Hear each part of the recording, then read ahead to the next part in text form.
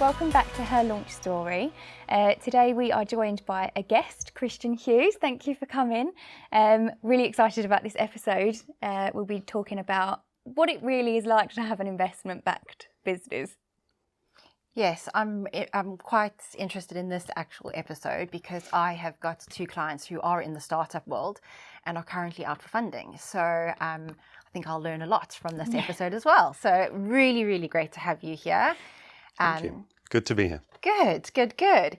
So to start us off, Christian, you've obviously had an incredible career where you started out in psychology practice and then you went on to found a tech business. So do you want to tell us a little bit about your journey on how you did all of this? Yes, I wish I could say it was planned. Okay. My starting point was an interest in people and psychology and why people did things. Okay. My first job was actually in recruitment, which I was very bad at. Did that for about 8-9 months and realized I wasn't very interested in getting people jobs. I was very interested in what they were looking for and why they were looking for those jobs. So that started an interest in psychology. I then went through a range of qualifications. I got counselling qualifications, a psychology degree, and started my sort of psychologist training.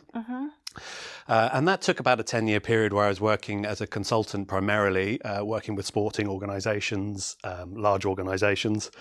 And about sort of 10 years in, so around about 2013, I was working as a consultant for a very large wine company. And they were restructuring, and I was quite interested in the systems that were supporting that restructure and the data that was supporting that restructure. So I wanted to combine some of the knowledge and approaches that I'd seen in sport and put that into a system for business. And that was the beginning of the My People journey. So we've been going now for about 12 years. There's been many twists and turns, but we are an investment-backed business. So hopefully I can share a bit of information that's useful for people thinking about that pathway. Perfect. That's it's a very nice career, and it's nice to hear you talk about how all of it's kind of like led you up to these moments. You know what I mean? They've all blended in so nicely together, which I think is it's nice to hear. I think the starting point, it's becoming more common now, but when I came out of school, university, it wasn't a natural starting point, which was following what you're interested in. I think nowadays it's so much more in the media that, do what you love and you'll find a career, you'll find a job and a salary and monies from that. But when I started, it was the other way around. It was build a career. And so my journey of going into consultancy very early on, when I was probably in my, early 20s, was not very usual. So I was following what I loved, and I've been a bit lucky, I suppose, that's carved out careers and opportunities. Nice. That's exactly what Terry was saying to us in the last episode, where she spoke about if you follow your passion, it will never feel like you're working because you'll be doing something that motivates you every day. I think that's right. I think one of the challenging components of that is if you start your own business, and you guys have experienced this, you can get drawn away from your passion. So the thing that inspires you to do what you do can be the thing that you don't get to do very often because you're looking at the accounts, you're working on your HR processes, and you're doing everything outside of, the running of the business effectively, and not the thing you love. So I think that's a challenge. Yeah, very true. When you think about investment-backed businesses, I think for people that don't really know what it involves, they think, oh, great, you're investment-backed. That must be so much easier. But what is the journey? So from pitch to money in the bank, what does that actually involve? Yeah, really good question. Probably to be able to answer that, I have to take it back a tiny bit before that as to why you're going for investment. And I think if you have a services-based business, it is this isn't completely true, but generally true. It's more geared towards a family or lifestyle style of business, or you're looking to grow it organically from the revenue that's coming in. If you're in a product or a technology-based business, there's a much more conditioned pathway around raising money. So you do have to ask yourself, why am I doing this? And I think that's an important question, because if you're really honest with yourself, some people are looking for a lifestyle choice. And that isn't that attractive to an investor. No investor's coming in to, in general, facilitate your lifestyle and your consultancy business. In general, they're looking for returns. So once you've decided, okay, well, I think this is what I want to do, and I think I've got a good idea that has a space in the market, you do need to do your research, because the moment you come into contact with any investor or anyone wanting to put money in your business, they are going to grill you, as they should. It's their money. They don't want to lose it. And that process can go on a little while. To your question, you're going to probably initially go through your network to find people you know who can invest. Quite often your first investors are going to be family or friends, or sort of one person removed from family and friends. And then you're into a discussion about why they should invest, and it's probably going to be small sums in the beginning, 20s, 30s, which I'm not in any way dismissing, but those are the sort of numbers that you'll need just to get some seed funding and get your idea prototyped in some form. Then once you're into more serious investors, where you're in the hundreds of thousands upwards, it's probably, once you've identified them and you're clear on why you're talking to that person, it's probably anywhere from, I don't know, really fast, 6 weeks through to 6 months, depending on the investment, individual or company. I've had experience of both, so I can talk to both of those. Okay. So what comes first, the funding or the business? So did you set up My People and then raised funding, or did you have to raise the funding to enable you to set up My People? Yeah, so it can be pretty sketchy in the first period. So I funded My People from my savings and from my credit card. So it was pretty hairy the first I don't know, the first 6 months. I had four people working for me who were being paid off my credit card, basically. So that was in early 2014. And then for us, we had a contract that was coming, so I was able to use that as a way of leveraging a specific investor to say, look, this is coming, it's worth a reasonable chunk of money, so your money's sort of safe, although no investment really is that. And that gave us the opportunity to then say, right, well, this person will put 50, 100 grand in advance of this contract, and that got us going. Okay. What would you say are the most common misconceptions that people have about investment-backed businesses? Well, the one you raised right at the beginning, that if I've got investment, it's easier, I'd say it's a lot more complex. I think there's objectives that you have to work towards. Right. And if you don't meet those targets, that's an awful lot of pressure. Right. And the money runs out. Yeah. So you might think that it's a one-time thing. I get investment and then that's the end of my story with investors. Actually, you're in a continual investment cycle. Yeah. And that investment cycle can be very, very stressful for the founder especially. So I've experienced that, where you get your initial funding, you expand.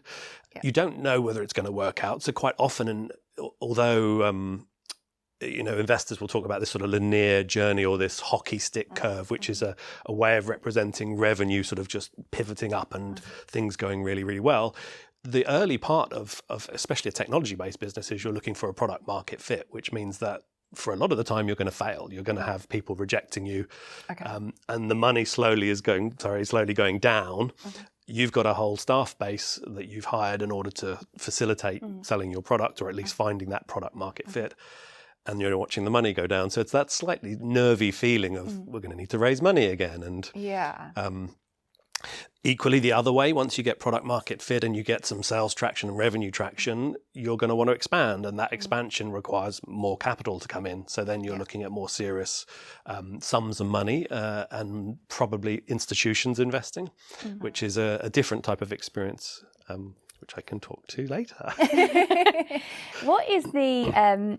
So once you've been through the funding round one, and then the next funding rounds, what does that mean for the business? I guess for the founder. So what we're talking about here is equity-based raises predominantly. That means that you are diluting every time you sell part of your company. Typically that initial raise, let's say your first sort of seed funding, as they often call it, is, I don't know, anywhere between 50 and 200,000 pounds. You typically give up, I don't know, 10 to 20% of the company for that. Yeah. Some will demand more because if your business seems risky or the investor is not particularly experienced, you could be in a negotiation. And then you're into sort of 10 to 15% every time you raise money. So if you do that process, it's not exactly like that. This is a very general answer.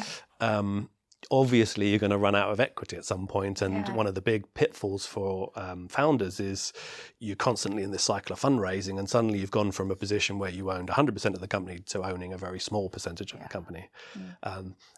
Trade-off is usually, well, hopefully the valuation of the business is scaling, so 5% of 100 million is better than 100% of 5 million. I don't know whether that math actually works out, but I know exactly the principle. So there is pitfalls there, and it can become quite stressful as you're looking at your percentage dropping. Yeah. And if your valuation is going up at the same time, great, but that's not always the case. Yeah. And for you, how would you say that you balance, you're talking about obviously getting, every time you go out for funding, you add more investors, you're losing that equity. How do you then balance expectations of the investor with your own goals that you had as the original founder when you set out to do this? Yeah, really good question. So as a general principle, when you add stakeholders to your business, whether they're investors or directors or anyone that has a share or voice in the growth of your business, it gets more complex. I've experienced investors falling out and going to court. I've experienced investors having totally different directions to other investors or even to the founder. Yeah. So it can be difficult. I suppose ultimately, though, the answer comes down to it's a relationship, and the relationship you have with that investor at the moment, we're talking about them as if they're just this, figureless individual, but it's someone that you're going to need to build a relationship with. They're going to need to believe in what you're doing, and ultimately, I think this is true. They're investing in you. They're investing in your vision, in their confidence in you. Yeah, because you sold them that dream, Yeah. so to speak, in the beginning. Yeah, and the dream will change. I mean, I suppose we sort of watch videos and podcasts and LinkedIn, and you think that everyone just goes, well, I'm going to, I don't know, make this, and it just happens, and that's that. Actually, it's I'm going to make this, or I'm going over here. No, we need to go over there.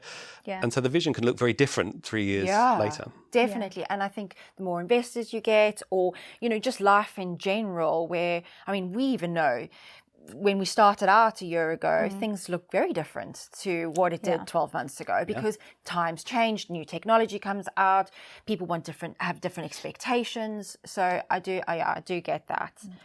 And obviously with more money comes with a lot more pressure. And you would, in order to get that money, there would be objectives for you to set. Sometimes is that where you then have to scale faster, or you have to spend faster, or how do you navigate that as well? Because they obviously want to see return on their investment at some point. Yeah, it depends. It's quite a lot of variables at stake here. But it depends a little bit on the investor base. Yeah. In my experience, like my group of investors, I've got a lot of private investors and one institutional investor. Okay. They can be at odds with each other, but ignoring that, once you've raised your money and you have capital in the bank, there is usually a fixed plan before the investment that you are executing on. So they will be quarterly positions that you're expected to hit, which is no different to any other sort of sales-based role or activity. There'll be probably some sort of profitability measurements. Then as you get more more mature in your business, tech business I'm now talking about, there'll be things like the cost of acquisition of customers and the sort of metrics that drive the overall business at a very granular level. So those become more of a facet as you get more mature, but ultimately those are measurements of fundamentally productivity and efficiency, and that creates a valuation or can contribute to a valuation for the business, which is a sort of a point, looping back all the way to the beginning of your questions, is if you are not a lifestyle business, you must be starting this journey thinking we're going to sell this business because an investor wants that return.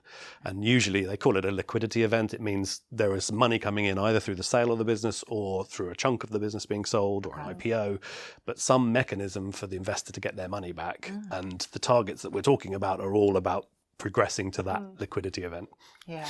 So what would happen then if, as a founder, at the beginning you decided you wanted to raise funds because you had an exit strategy, and then 5 years in you just love it and you don't want to give it up?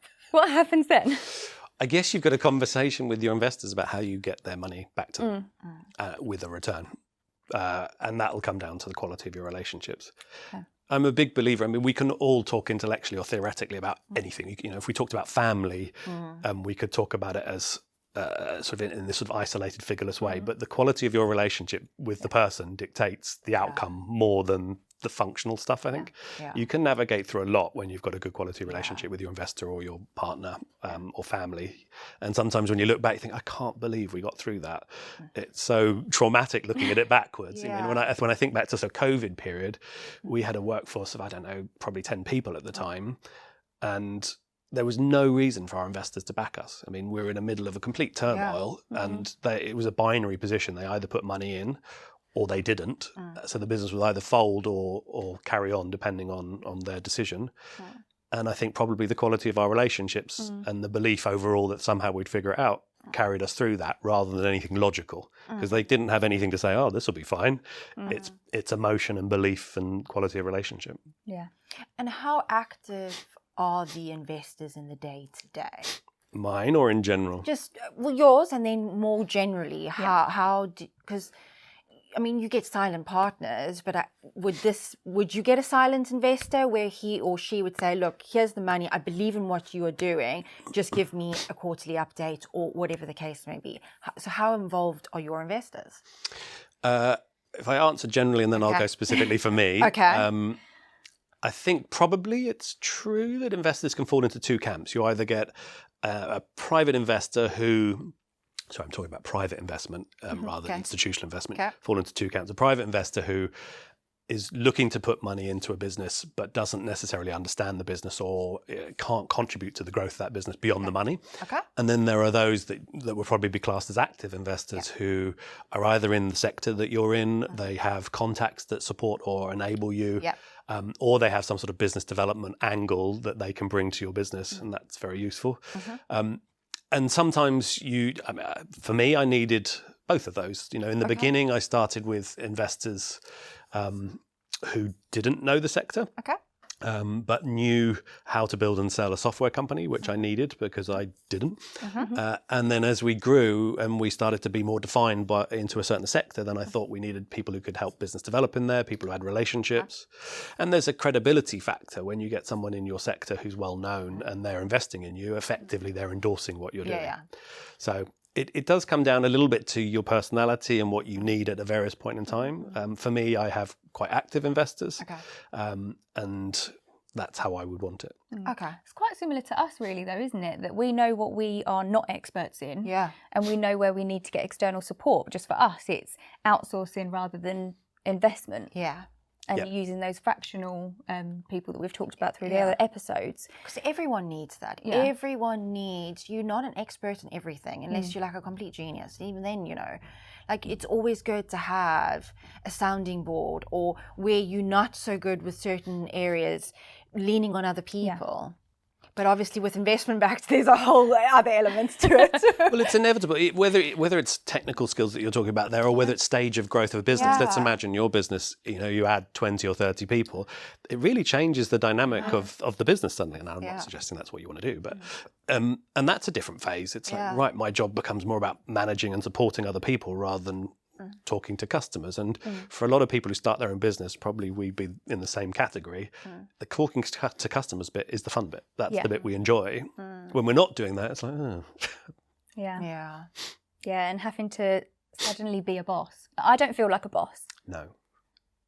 Well, I mean, I'm not a boss yet. I mean, I'm a founder of my business, but right now, not a boss yet. In terms of managing people. It's very, in my opinion, it's very different a boss than you think it is.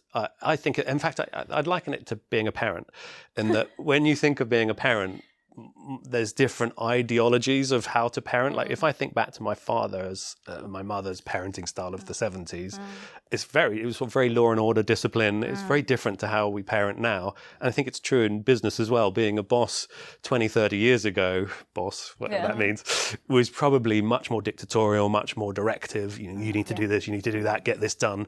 Now it's much more relationship driven, and there's much more of a sense that it's an active relationship where you're asking someone to do something. So I think being a boss now, it feels different. It feels more like sacrifice. It feels more like responsibility, like being a parent. Yeah, that's really true.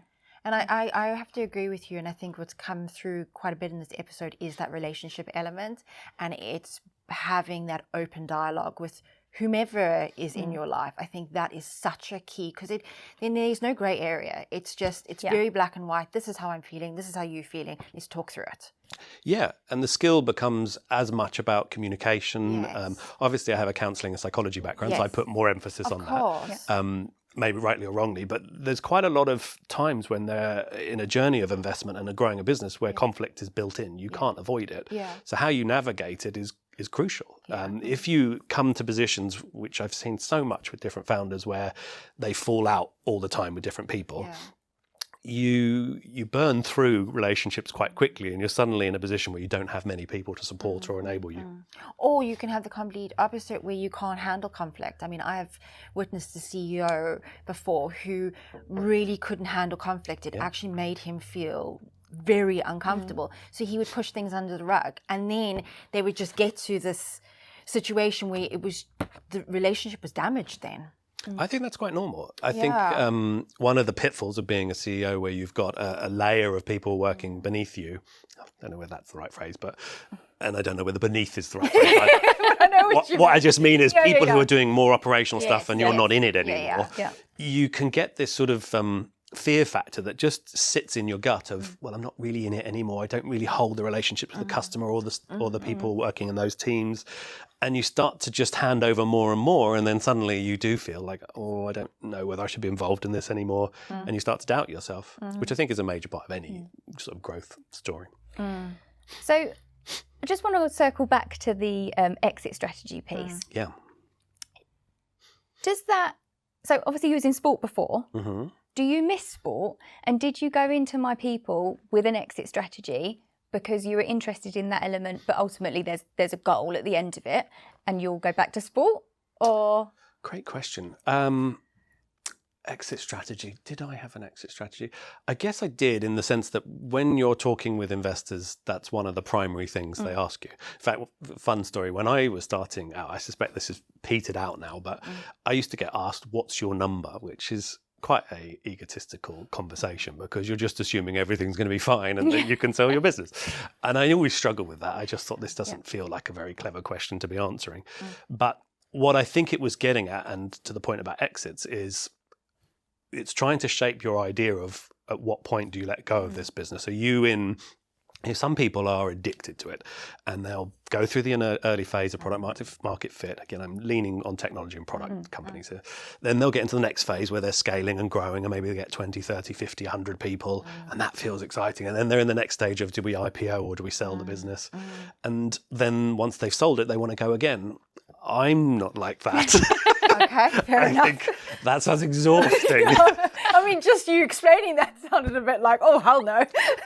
I was talking actually to a friend about this in relation to sport. One of the upsides of sport is you always have a measure of where you're at. So every weekend there's a game, typically. So you're always seeing your competitors. You're always seeing the results of your labour quite quickly. So you get this really speedy feedback loop. In business, it can be very opaque. You can make decisions and you never really know, was that good? Was that bad? How long will it be before I know the outcome of it? And more often than not, you're 6, 12, 18 months in, global economies change, and you never know, would we have been better if we'd gone in a different path? That's quite hard living in that vagueness as a founder in comparison, say, sport, where there's tomorrow you're playing the competitor team, then the next week you're playing the competitor team. So you always know where you're at. And do you prefer that quicker feedback loop? Yes. Fair enough. I think so. I think there's upsides in business, though. The upside is you can, I can't think of one now. The collaborative side of it is you get much more a sense of doing things as a group and it coming together. Although you definitely get that in sport, it's much smaller groups of people. In business, you can have an entity and think, wow, I can't believe how far we've come.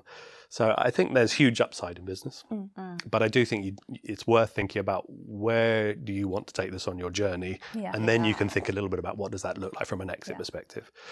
Also, length of time. Sorry, I'm wanging on. No. This is got me thinking. I've been doing this now for 12 years with My People, and that would be quite a slow journey relative to some industries. Okay. But when there was a great graph I saw on LinkedIn of businesses that we all take for granted, like the Amazons of this world, and how long was it before they got their product market fit and they took off? And it's a long time. A lot of them were 5, 10, 15. Airbnb, I think, was 10 plus years. And just sort of thinking about what do those 10 plus years feel like for the people who have founded right at the beginning. I can tell you it feels a lot like failure, which I don't mean that in a depressive way. I mean, you're getting rejected all the time. You're never hitting everything that you want to hit. You're constantly striving for more. You're in this cycle that I think, if in counselling terms you'd say is quite bad for your mental health. Yeah. Because you're never thinking about today. You're always in what's next, and more often than not, when you're talking to customers, there's always some issue. If you're the founder, you always get all the problems and issues that come your way, which again can give you this view that things aren't going well when they might be going quite well, but all you experience personally is the things going wrong. Yeah. So I do think knowing how long you want to be in it for and how long you can be in it for is quite a useful thought at the beginning. Yeah. Okay, so being very clear, in the early days of what you actually want this business to look like, how long you want to be involved in it, and that could be with that exit strategy. Because I can appreciate that having countless no's or having investors sitting there thinking, that's actually a terrible idea, or you should change this, or you should change that. That knocks you down. Yeah. That knocks your confidence completely. Yeah, for sure. I was very lucky that I think they call it a blagger in old money terms, but I was always kind of more confident than my abilities. Now it's probably equaling out. Yes, I don't know whether you can exactly pick an exit point in your mind, but I think it's worth thinking, how would I feel if I'm still in this in 10 years' time? Yes. Especially if it's the same concept, same idea. Yeah. And it must be for a product, like for the service businesses, people will always need us. We're an HR consultancy. So unless they completely wipe out all the employment laws, there'll always be a need for us. And the same for you. Yeah. There will always be CEOs. There will always be C-suite executives. So there will always be a space for you. But with product, and particularly with My People, I feel like you was ahead of your time with the product that you were launching. Whereas now people can see the value in it. But 12 years ago, it wasn't really thought of. 100%. It's a different market. Yeah.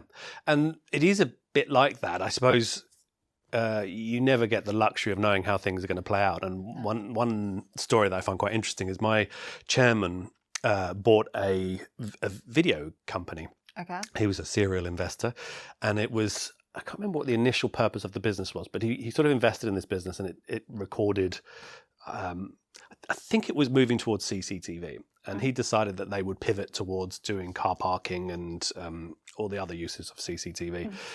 At the time, a guy called Judge Pickles came in, and he was in charge of, Judge Pickles was in the government, and he was in charge of policy around CCTV, and he was going to ban it. And effectively, Dave's business was going to be wiped out in the space of one decision from government. Fortunately for Dave, it went another way, and he was able to build his business, become very successful, and sell that again. But that can happen on your journey where your idea is in advance of what's out there. And at the time when Dave was doing this, CCTV and car parking and speed traffic offences were not a big thing. It was just slowly creeping up. So when you're ahead of the curve, it means you're going to get a lot of people who don't believe in what you're saying or doing. You never know you're ahead of the curve. You just are passionate about this idea, and you're going to get a lot of no's. And then eventually you sort of get this tidal wave moment where hopefully, if you're lucky, it goes, oh, we're here. Yeah, this seems to be going all right. Yeah, I think you got to be really open to taking risks. I'm not sure that that whole investment, what we were talking about now, actually would scare me a little bit, just because I'm not a huge risk taker. I'm a planner. You get used to it, though. Okay. I'm trying to paint as realistic a picture as possible. Of course. Because I think there's this slight idea, especially for younger founders coming through, that we'll just build the product, get a prototype, get investment, and then we're off. That's just the beginning of the journey, and it's a lot that happens after that. But the upside is you do get accustomed to risk. I think it's a confidence thing. The more you get used to it, the more it feels you can become a sort of, not blasé, but a bit more used to it. Yeah. And I think, and it also goes back to maybe that piece where you say it can become a little bit addictive. Yeah. Because it's the adrenaline that you feel with it. Yeah. Yes. There is an adrenaline rush from closing an investment round or closing a sale. Yeah, especially when you're talking like big money, and like you say, with some very influential people that you're sitting around a table with, and they actually believe your idea. That's a huge confidence boost. Yes, and to your point about confidence, it's in those early conversations. I don't know about you guys, but I probably thought investors were these brilliant people who sat up in the clouds, and I just climbed a ladder to go on thinking of this. And actually, most of them have come from the same place. They were founders themselves quite often. They are typically, I've found on my journey anyway, quite experienced in the pain. Building a business, especially an investment-based tech business, involves a lot of sacrifice. And I think it's easier to condition your mind to think, well, I'm going to be sacrificing all the time. I'm not going to be getting that new car. I might not be getting that new house. I might be, foregoing holidays and things like that. I'm not saying that's the journey for everybody, but I do think it's a better mindset to start thinking sacrifice is normal rather than resenting the sacrifice and then deciding every 6 months, should I still be doing this, and having a crisis of confidence about it. Most of the founders have gone through that themselves. I can remember when I met one of my first investors, he had the crappiest car. And I know that this might not mean something to you or everybody, but for me it was like, but you're rich, aren't you? How have you got such a crap car? And it was only when I sort of now further along think, oh, right, okay, because they're sacrificing all the time. Once they made one investment, there's more money going out. It's a constant process of sacrifice and reinvestment. But it's constantly keeping your eye on the goal. And I think that is really, really key to it. Because, I mean, even for us, where we obviously, we don't take home as much as we used to be fully employed or have those 25 leave days. There is a sacrifice, but we know why we've made that sacrifice because this is what we want. There's a longer term goal for us. 100%. Yeah. I think we've spoken about this before. Like, I'm not a salesperson. I don't pretend to be. Stop it. You've said as well that you're not a salesperson, but obviously it's something that you just have to do when you own a business. But I feel like the investment pitches must be like harder than anything else in terms of selling the product and selling the pitch. I can remember some horror stories from when I was starting out. I remember going to this, I don't know whether they still do them, but they were called regional investment events. And the format is you're going to be videoed, all the investors sitting in a room, and it's a bit like, what do they call it, like Pop Idol or American Idol or something. You get, I think it was 3 minutes, maybe it was 5 minutes for your pitch. You get up on stage and they just rotate. So you watch 20 people do a pitch. And I was sitting in the audience thinking, right, I'm up next. And I thought, I can't remember what the first person said. And we're now on number 17. How are they going to remember what I'm saying? And I was having that crisis of confidence thinking my PowerPoint is really wordy. And then the last 17 are much better than mine. And so then getting up on stage thinking, should I be changing this? Don't just make it up on the spot, just go with what you've got. And that was terrifying. And then afterwards you sit in this hallway. So you do your pitch. Then there was this hallway of about, 15, 20 different companies who'd pitched, and they all have a table, and the investors just mill out with coffee or a beer or whatever time of day it is and just talk to who they want to talk to. So you could be sat there at your table on your own, because you're just a founder, with everybody going over to the left-hand side and you going, oh no. It's like the worst speed dating ever. I was just about to say that. Yeah, I was just thinking, I don't know whether we use this word anymore, but I was thinking, I'm a munter. No one wants to talk to me at all. Yeah, that does not help with confidence at all. But that's what I mean. You do get kind of hardy after a while. You get quite blasé. But about the third time of that, I was doing that. We didn't raise any investment that way, but we did have a load of follow-up conversations with major institutes off the back of it. But you do get sort of used to it. So I guess it's that thing of expanding your. So on that, what advice would you give to someone who's going to do their first pitch? Don't do it. What would I say? I mean, some of the things I'm going to say are really obvious. So, but they do hold true because I think they're fundamentals. Yeah. Put yourself in the investor's position. Think about why are they going to invest?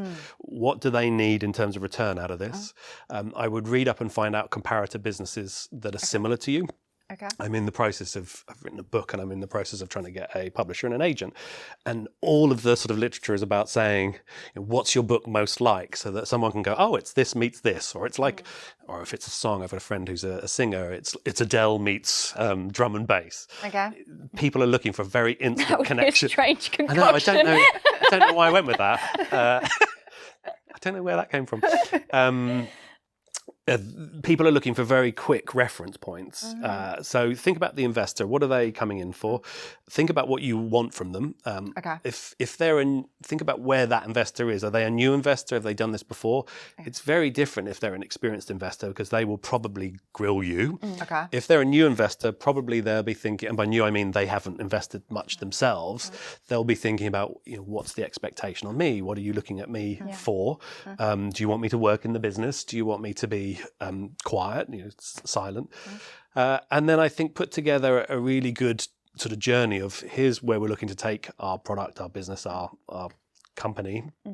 Here's why it's going to be relevant and fit, and here's the problem it solves. I think one of the things that you can lose in your passion for what you're doing is why.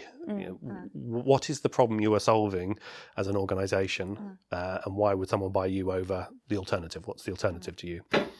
Those sort of functional questions may feel a bit like, I don't want to have to answer those because they feel very real, and I don't want to dilute my passion, but they're useful to be able to answer. Yeah. So we've asked each other this question, and we're only a year in. Would you do it all again? I was going to just say that. Tell you in a year's time. Be good if Donald Trump didn't keep changing everything every day. Yeah. The amount of learning and experience I've had is vast relative to where I was 10 plus years ago. And when I look at a lot of my peer group, if I measured it purely in learning, I'd say I've had an absolute crash course of things going wrong and how you get over those hurdles. And what's noticeable when I sort of spend time with some of my friends is their journeys are, it's not better or worse, just less of that, bit narrower. Yeah. And if you had to do it all over again, would you think maybe not having investors and just doing it solo, or would you redo the investor route? I would probably redo the investor route. Okay. I think if you think about what you guys have experienced that first year, it's organic growth. You're basically growing off the back of your customers. Yeah. You win something that gives you a bit more money. You can invest in someone in your team to help you, and you grow off that. It's very give to get. You kind of, money comes in and money goes out. It's very clear. With investment, you get a chunk, and then it sort of slowly goes down, and you hope that things have gone well from a customer perspective, but you're effectively betting ahead of getting significant customer activity going. Yeah. You're betting on yourself. Yeah.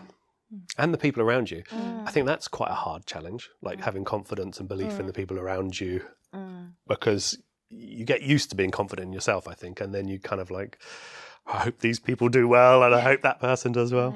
Have you've experienced that a bit? Yes. So in my team, I have only so far worked with people that I already know, and that I have already got trust in. But we've just expanded, so we've got a new apprentice, so she's learning at the moment. And I feel like that's less risky because she's learning from scratch. So she's learning from me. She's not learning from someone else and then coming into the team. So I will probably continue to grow my team in that manner, where I grow people up, because I think then there's less of a risk to me. So I'm on that turning point now where I need to, in order to scale, I need to now start taking steps to bring people in to help me scale. And I'm having an internal battle a little bit in my head, just because I'm such a control freak. But I also, having said that, I'm not good at everything. There are areas that people, the social media, the marketing, that's not my area of expertise. So I know getting someone to help me is going to help me with my business. And I think I'm going to utilize people that I know, just so I can build that confidence and that trust, and then be open to other options. Makes sense. So I think that's really important. So I think... Well, last question from me before we go into the quickfire round. Good. Would you become an investor? So you said you're not going to be a serial entrepreneur, that's a good one. But would you invest in future? This isn't a sales pitch. I mean, I've done an incredible job of losing money, so don't worry. No risk of me becoming an investor too soon. I don't know. A bit like what you were saying there. I'm a control freak. I think that comes with running your own business, because you have to be across everything. And I would find it really difficult to invest and then just sit back unless, I say unless, and I don't think I could. I just, I think you'd be like that overly inactive investor. Yeah. They might be like, just take your money back, Christian. Well, I don't know whether I'd be the best person to work with either, because I've got this thing in my head about having you. Of course, when you're growing and all this manifesting of the future is a normal part of the conversation, being positive and driving that forward. But there are functional things that are going to happen where, back to the point about being rejected regularly, that are just part of the journey. They're nothing to do with you. That's just, it's someone once said to me, if you start a pub, you're going to hire an alcoholic at some point, because the two go together. It's part of the experience packet. Yeah. And it's a bit like that for, if you're going to take investment and grow a business, you're going to get a lot of rejection and you're going to have to steel yourself against that. And there's elements of the journey where I probably sound a bit negative, but I just think they're functional parts, so you may as well know about it. Exactly. And that's what this podcast is all about. It's the reality of it. Yeah. So it's not all sunshine and roses. It's tough. Yeah, we've been very truthful throughout this, podcast on, look, it's an amazing journey, but there are also realities to it. And if it was easy, everyone would be doing it. Yeah, and I think LinkedIn, Instagram, all of these sort of social media sites give you this binary view that's either brilliant or awful, and it's not like that. Yeah. No, not at all. No. Okay, so Okay, we go do on. this with guests. Yes. Great. So it's a quick fire round. Is it personal stuff or is it? It's not business related. Okay. So there's 5 questions Okay. and quick answers. Okay. Ready? First question. Who is your celebrity doppelganger?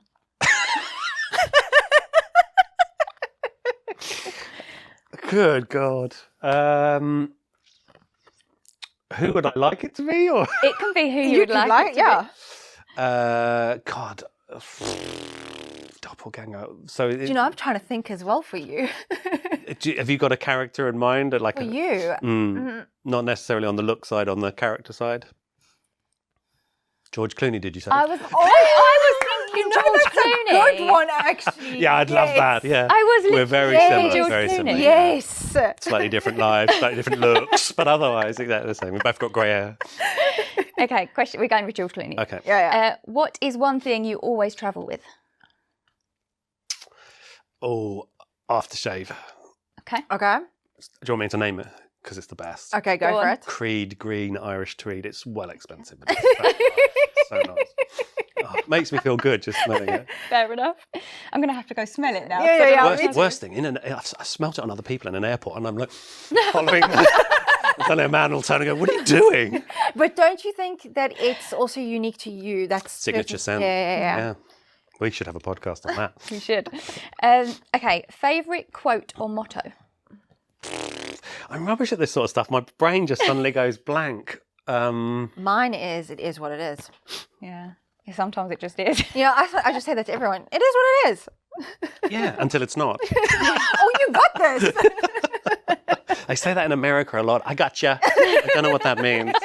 Yeah, I can't think of anything. I'll come back to that. Pass and revert. Okay. Imagine you're headlining at Glastonbury. Mm-hmm. What are your diva demands?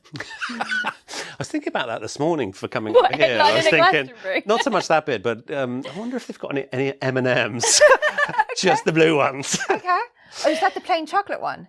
The blue ones. With the nut inside. Yeah. I mean, come on. I'm not a savage. Well, I could have got M&Ms because I'm not allowed the blue ones. Are you not? So we could have Why not the blue ones? Oh, divvied food them up. colouring. I go a bit loopy. Loopy, do you? I didn't know that about you. Yeah, blue food colouring is not Okay. good. What is one question you are still trying to answer? Gosh. God, I'm rubbish at these. I was better on the business ones. Let's go back to them. Yeah, I don't know. One thing that I do think about a lot, and this is totally random, is I used to do counselling with people who were older and retired, and they all used to say, "Oh, I've had a good life and I'm really happy with how my life's turned out." And I always used to think, is that just what happens when you get older? You just look back and you rewrite all the history of your life? Or does everyone just sort of hit this nice point where they go, yeah, it's all worked out okay?